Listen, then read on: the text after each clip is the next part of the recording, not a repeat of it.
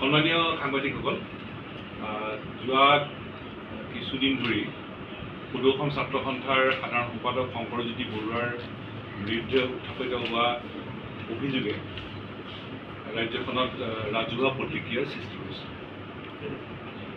এই বিষয়টোলৈ যোৱাকালি সদৌ অসম ছাত্ৰ সন্থাৰ সভাপতি উৎপল শৰ্মা, সাধাৰণ সম্পাদক শংকৰজ্যোতি বৰুৱা আৰু মই আলোচনাত মিলিত হৈছিলোঁ। আলোচনাত মিলিত হৈ সদৌ অসম ছাত্ৰ সন্থাৰ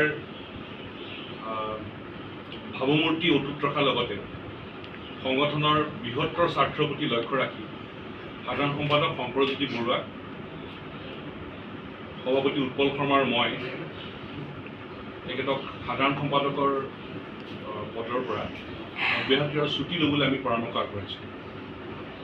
আমি আশা কৰিছোঁ তেখেতে গোটেই বিষয়টো ইতিবাচকভাৱে সঁহাৰি জনাব আৰু অতি সোনকালেই সদৌ অসম ছাত্ৰ সন্থাৰ এখন ৰাজ্যিক কাৰ্যনিৰ্বাহকৰ সভা অনুষ্ঠিত হ'ব।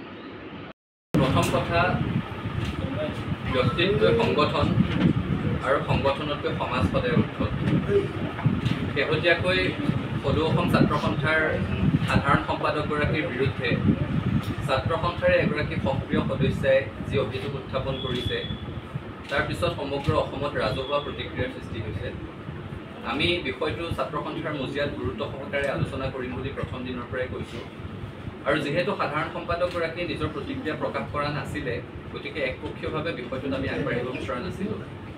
এতিয়া ছাত্ৰ সন্থাৰ সাধাৰণ সম্পাদকগৰাকীয়ে নিজৰ প্ৰতিক্ৰিয়া কালি সংবাদ মাধ্যমৰ জৰিয়তে ৰাজহুৱা কৰিছে। আৰু তাৰপিছত আমি কালি সদৌ অসম ছাত্ৰ সন্থাৰ সন্মানীয় মুখ্য উপদেষ্টা ডক্টৰ সমুজ্জ্বল কুমাৰ ভট্টাচাৰ্য ডাঙৰীয়া, মই আৰু সাধাৰণ সম্পাদক শংকৰজ্যোতি বৰুৱা ডাঙৰীয়া, আমি তিনিও আলোচনাত মিলিত হৈছিলোঁ। আৰু সদৌ অসম ছাত্ৰ সন্থাৰ মুখ্য উপদেষ্টা ডক্টৰ সমুজ্জ্বল কুমাৰ ভট্টাচাৰ্য ডাঙৰীয়া আৰু মই তেখেতক ছাত্ৰ সন্থাৰ ভাৱমূৰ্তি অটুট ৰখাৰ স্বাৰ্থত ছাত্ৰ সন্থাৰ দায়িত্বৰ পৰা অব্যাহতি গ্ৰহণ কৰিবৰ কাৰণে পৰামৰ্শ আগবঢ়াইছোঁ আৰু এই ক্ষেত্ৰত তেখেতক চিন্তা কৰিবলৈ কৈছোঁ।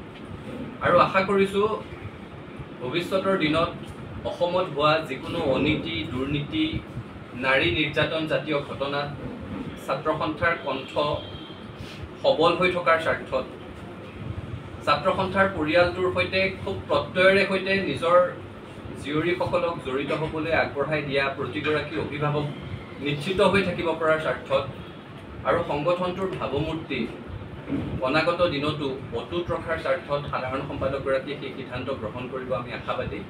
আৰু পৰৱৰ্তী সময়ত কাৰ্যনিৰ্বাহক সভাৰ আহ্বান জনাই কাৰ্যনিৰ্বাহকত বিষয়টো আলোচনা কৰি আমি সিদ্ধান্ত গ্ৰহণ কৰিম। জুবিন গাৰ্গৰ গীতসমূহৰ ওপৰত আধাৰিত গানে কি আনে নামৰ এটা সুন্দৰ অনুষ্ঠান আপোনালোকৰ ওচৰলৈ আহি আছে অতি শীঘ্ৰে। অহা 15 আগষ্টৰ পৰা ধেমাজিৰ পৰা প্ৰথম অডিশ্যন আৰম্ভ হ'ব আৰু সেই অডিশ্যনৰ যোগেদি বিভিন্ন কণ্ঠশিল্পীসকলে যিসকলে এই অনুষ্ঠানত যোগদান কৰিব বিচাৰে, তেওঁলোকে এই অডিশ্যনৰ যোগেদি আগবাঢ়ি আহক। আৰু জুবিন গাৰ্গৰ বহুত ভাল লগা গান আমি সদায় শুনি আহোঁ। আৰু আপোনালোকৰ যদি ভাল লগা গান থাকে, জুবিন গাৰ্গৰ আপোনালোকে গাই ভাল পায়, তেন্তে অডিশ্যনত যোগদান কৰক। মোৰ ফালৰ পৰা আন্তৰিক শুভকামনা থাকিল এই সম্পূৰ্ণ অনুষ্ঠানটোলৈ। ধন্যবাদ।